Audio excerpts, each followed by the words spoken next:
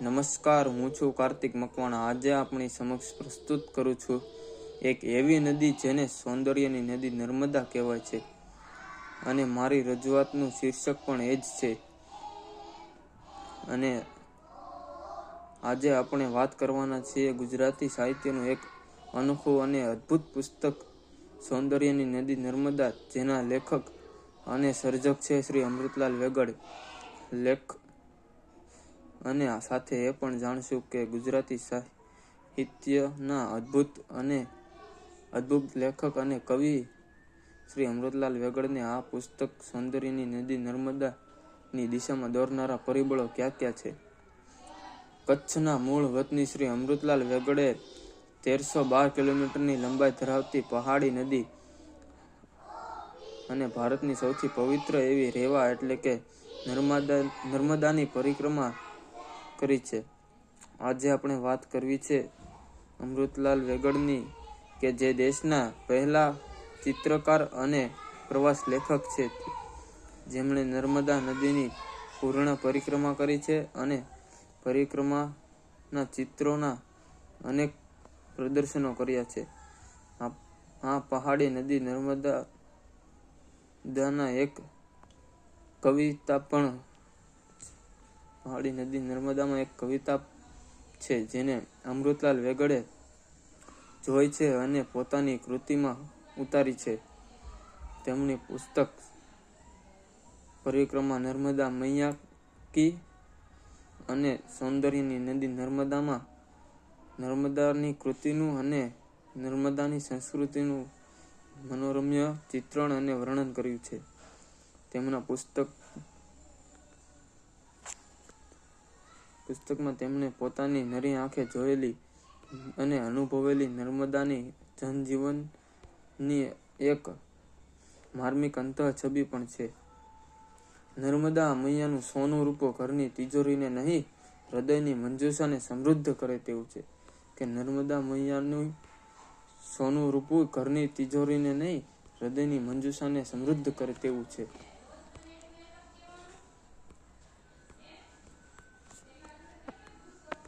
સૌંદર્યની નદી નર્મદાના શીર્ષકને આગળ વધારતા વેગડ સાહેબ કહે છે કે દો આબ એટલે કે બે નદીઓ વચ્ચેનો પ્રદેશ. હું બે ભાષાઓના દોઆબમાં રહું છું. એક બાજુ ગુજરાતની નદી, બીજી બાજુ હિન્દીની વચ્ચે જબલપુર મારું ગામ. તે તેમની વાત આગળ વધારતા કહે છે કે મારી પાસે બે ભાષાની નાગરિકતા છે. જો પરિક્રમા પર હિન્દી અને ગુજરાતી રાષ્ટ્રીય ભાષા અને માતૃભાષા એમ બંને ભાષામાં પુસ્તકો લખ્યા છે.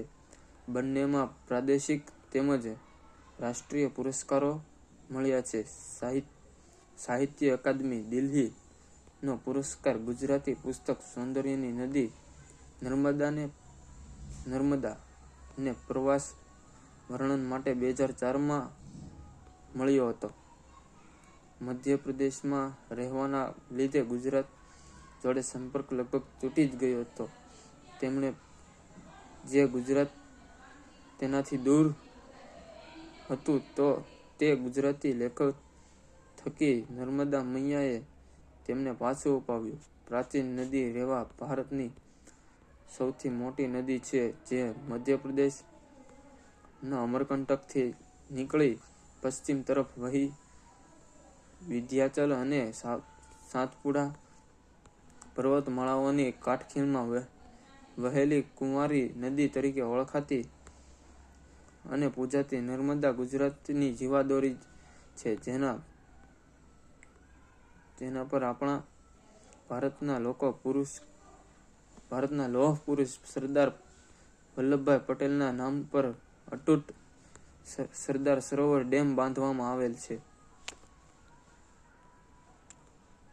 ભારતની એકમાત્ર નદી છે જે દેશની અને અન્ય નદીઓથી વિપરીત દિશામાં વહે છે. વિશ્વમાં એકમાત્ર નદી નર્મદા જ છે જેની પરિક્રમા પગપાળા કરવામાં આવે છે.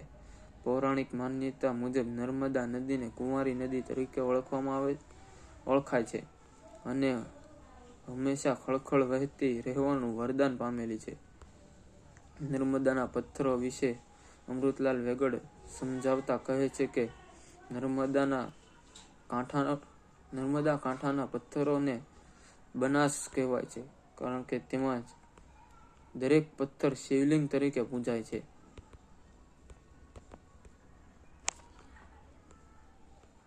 કુંવારી નદી તરીકે ઉપમા પામેલી નર્મદા જબલપુરમાં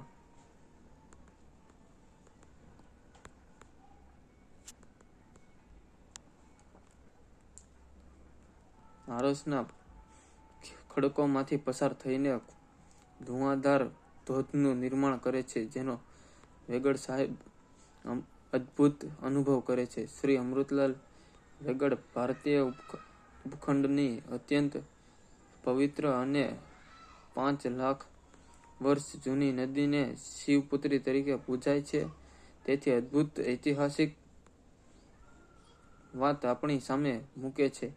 પૌરાણિક કથા અનુસાર વેગડ સાહેબ નર્મદાને ભગવાન શિવના પરસેવાથી ઉત્પન્ન થવાના કારણે તેને શિવપુત્રી માને છે. રહેવાનું ધાર્મિક મહત્વ સમજાવતા નર્મદાને ગંગા જેવી જ પવિત્ર માને છે અને નર્મદાના દર્શનથી જ માત્ર પાપ મુક્તિ મળે છે. નર્મદાના પથ્થરો નર્મદા કે કંકર ઉગતે શિવ શંકર કહેવત સાથે શિવનું સ્વરૂપ માનવામાં આવે છે. શ્રી અમૃતલાલ વેગડ સાહેબ પોતાના શબ્દોને વિરામ આપતા કહે છે કે નર્મદા નદીની આસપાસની 3000 થી 3500 કિલોમીટરની એ પદયાત્રા હિન્દ ધર્મના અતિ પવિત્ર મનાય છે, જે અમરકંટકથી શરૂ થઈ ભરૂચ અને કરી અમરકંટક પર પૂર્ણ થાય છે.